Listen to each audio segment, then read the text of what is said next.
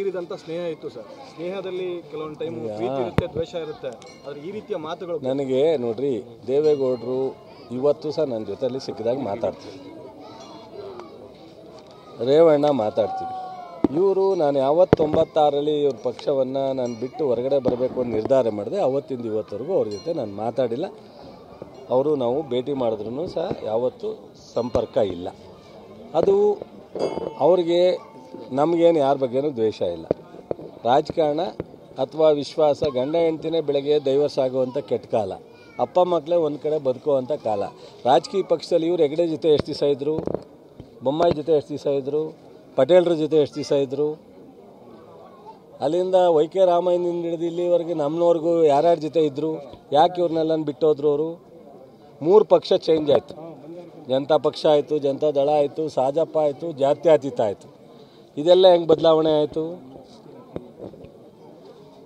ಇದೆಲ್ಲ ನಾನು ಬದಲಾವಣೆ ಮಾಡಿದನು. ಜನತಾ ದಳ ಅವತ್ತು ಜಯಪ್ರಕಾಶ್ ನಾರಾಯಣ ಅವರು ಕಟ್ಟಿದ ಪಕ್ಷ. ಅದಾದಮೇಲೆ ಜನತಾ ದಳ ಆದಮೇಲೆ ಸಾಜಪ್ಪ ಆಯಿತು.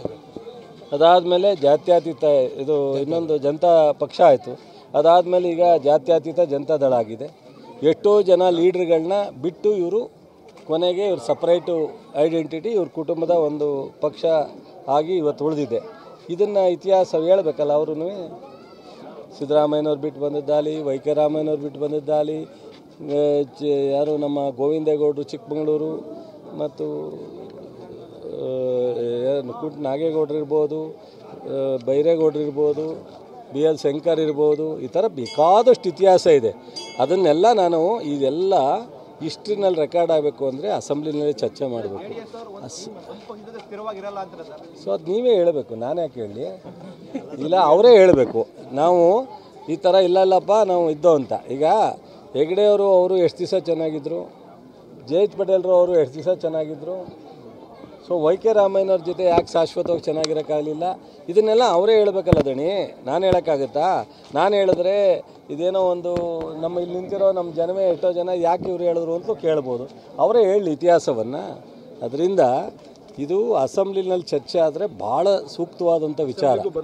ಸೊ ಅಸೆಂಬ್ಲಿಗೆ ನಾನು ಬರೋಂಗೆ ಮಾಡಲಿಲ್ಲ.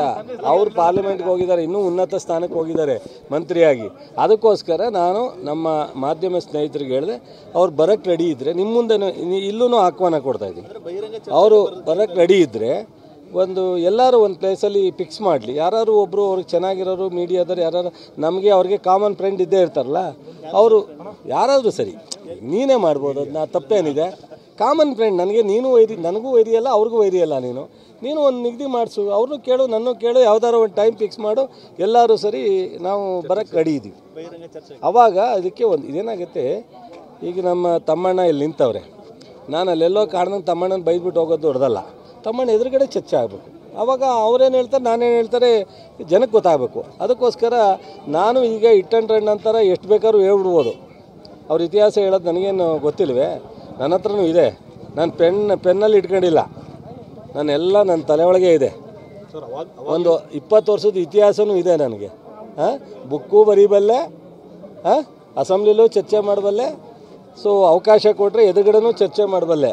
ಬಟ್ ಅದನ್ನೆಲ್ಲನೂ ಬಹುಶಃ ನಾನು ನನ್ನ ಜನದ ಗೌರವವನ್ನು ಕಾಪಾಡ್ತಕ್ಕಂಥದ್ದು ನನ್ನ ಧರ್ಮ, ನನ್ನ ಜಿಲ್ಲೆಯ ಗೌರವವನ್ನು ಕಾಪಾಡ್ತಕ್ಕಂಥದ್ದು ನನ್ನ ಧರ್ಮ, ನನ್ನ ಕ್ಷೇತ್ರ ಮತದಾರರ ಗೌರವವನ್ನು ಕಾಪಾಡ್ತಕ್ಕಂಥದ್ದು ನನ್ನ ಧರ್ಮ. ಅದನ್ನೆಲ್ಲನೂ ಮೀರಿ ಅವ್ರಿಗೆ ನನ್ನ ಚಲುವರಾಯಸ್ವಾಮಿ ಬಗ್ಗೆ ಯಾವುದೇ ಥರದ ನನ್ನ ನಾಲಿಗೆಯನ್ನು ಹೆಂಗೆ ಬೇಕಂಗೆ ಆಡಿಸಿ ಅವ್ರ ಗೌರವವನ್ನು ಕಳೀಲಿಕ್ಕೆ ನಾನು ರೆಡಿ ಇಲ್ಲ. ಸೊ ಚರ್ಚೆ ಎದುರುಗಡೆ ಬಂದರೆ ಮಾತು.